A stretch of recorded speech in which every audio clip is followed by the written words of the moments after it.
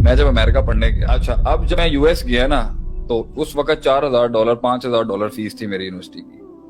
یہ back in 98 99 کی بات کر رہا ہوں, 2000 کی بات کر رہا ہوں. تو میں گیا, اس نے پہلے سیمسٹر میں جی انہوں نے مجھے ہسٹری پڑھا دی, ہسٹری آف امریکہ پڑھا دی, گورنمنٹ آف امریکہ کے اصول پڑھا دیے, پریزیڈنسی کے کیا اصول ہوتے ہیں. شیکسپیئر آ گیا, شیکسپیئر آ گیا آگے سے.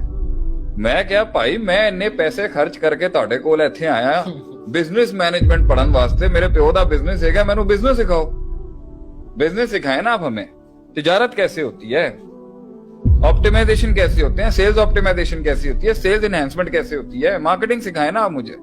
یہ کیا پڑھا رہے ہیں. میں نا اس سیمسٹر میں ایسا اکھ پک گیا, 6 کلاسوں کے بعد میں کھڑا ہو گیا, میں نے گورے سے پوچھا وہاں پر اپنے استاد سے, میں نے کہا sir can I ask you a question, I asked him in a very Pakistani accent, sir can I ask you a question?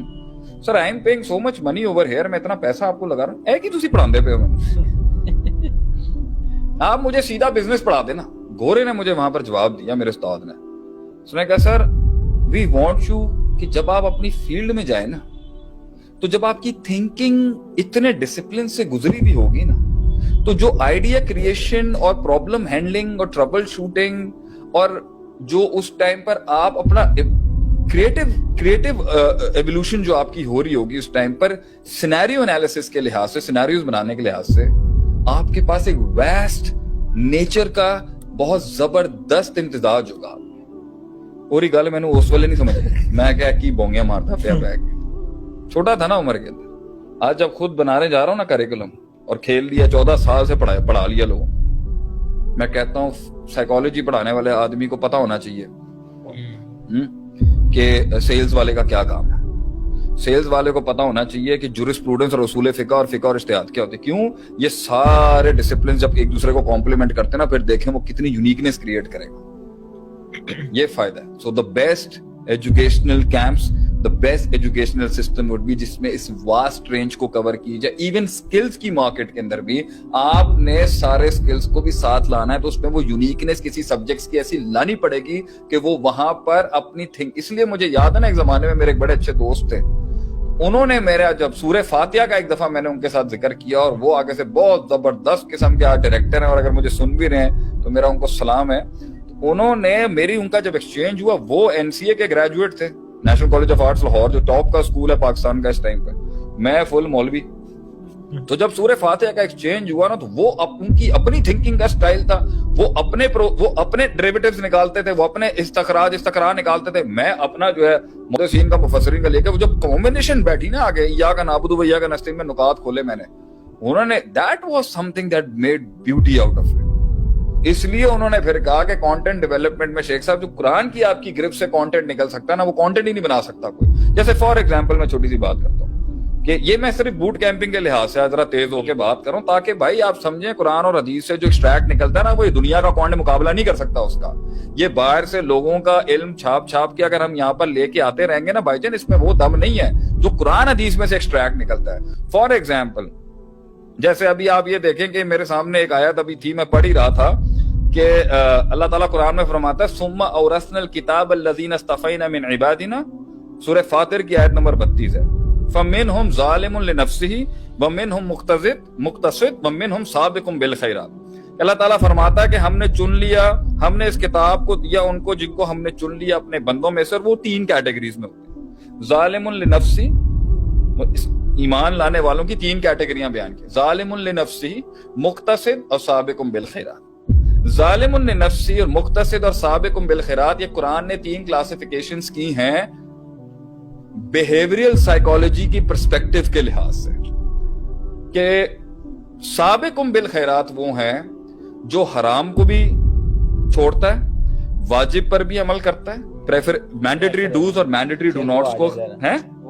اب دیکھیں پرسپیکٹیوز دیکھیں تھنکنگ کے لحاظ سے کہ کلاسیفیکیشن کیسی کی ہے, پروڈکٹیوٹی, ایفیشنسی اور یہ ویسٹیج اور یہ فضول کی آپ یہاں سے دیکھیں کہ سابقم بالخیرات قرآن نے وہ کیٹیگری بتائی ہے ایمان والوں کی جس کے اندر آپ کے واجبات بھی پورے ہوں گے, مینڈیٹری ڈوز, محرمات کا پورا انکار کیا جائے گا, وہ حرام سے بچے گا, مینڈیٹری ڈو ناٹس. مستحب اور مکروہات کو بھی کھاتے میں رکھ رہا ہوگا, یعنی preferable dos and preferable do nots, یعنی آپ چاہیں تو چھوڑ دیں, چاہیں تو کر لیں, نہ کریں, کوئی آپ پر واجب نہیں ہے یہ کام. یہ پریفریبل ہوتی ہے. ایک سسٹم کو بنانے کے لیے کچھ مینڈیٹری ڈوز ہوتے ہیں, کچھ پریفریبل ڈوز ہوتے ہیں, کچھ مینڈیٹری ڈو ناٹس ہوتے ہیں, کچھ پریفریبل ڈو ناٹس ہوتے ہیں. یہ سب کا خیال رکھتا ہے. اور پانچویں کیٹیگری جو پروڈکٹیوٹی اور اعمال کے لحاظ سے شریعت میں, وہ ہے مباح, جس کو شریعت نے ایڈریس نہیں کیا ایز سچ, جیسے چلنا پھرنا گھومنا پھرنا, یہ مباح کام ہے, لیکن سبجیکٹیولی آ جاتے ہیں مسئلے کے اندر. مباح کبھی حرام ہو جاتا ہے, مباح کبھی واجب ہو جاتا ہے, مباح کبھی مستحب ہو جاتا ہے. چلنا پھرنا کھانا ایکسرسائز کرنا یہ مباح کام ہے, لیکن یہ کسی حد, یہ کسی طریقے سے شریعت کی پانچویں ڈسٹرکٹ بن جاتی ہے آگے سے. تو اس کے آگے یہ سابقون بالخیرات وہ ہیں جو کسی جگہ پر فضول ضائع نہیں کرتے. اتنی پروڈکٹیوٹی ہوتی ہے, یہ ٹاپ نوچ پرفارمرز ہیں. یہ اس کو کارپوریٹ میں بھی اپلائی کر دینا آپ سسٹمز کے اندر, کہ اس نے وہ جہاں پر کمپرومائز کرنے کے کمپنیز کے اندر تھے وہاں بھی نہیں کرے گا, وہاں پر بھی کمپرومائز نہیں کرے گا. These are the top notch people. Extreme productive. These are not extreme productive, these are actually absolute productive. جنہوں نے جس فیلڈ میں بھی جانا ہے نا, وہ اس کے سارے پروز کو دیکھیں گے, اس کے کونس کو دیکھیں گے, اور پھر اس کے بعد اپنا سارا مسل لگائیں گے اس میں. پھر اللہ کہتا ہے مقتصد ہیں, واجب کرے گا, حرام چھوڑ دے گا, مستحب اور مکروہ کے پر تھوڑا ڈھیلا ہے یہاں پر. یہ امام ابن قیم رحمہ اللہ is a great scholar of the 8th century. انہوں نے یہ تقسیم کے اوپر بڑا کلام کیا, اور مباح اس نے کھاتے میں نہیں رہنا نا بھائی, اس نے لینا ہی نہیں ہے.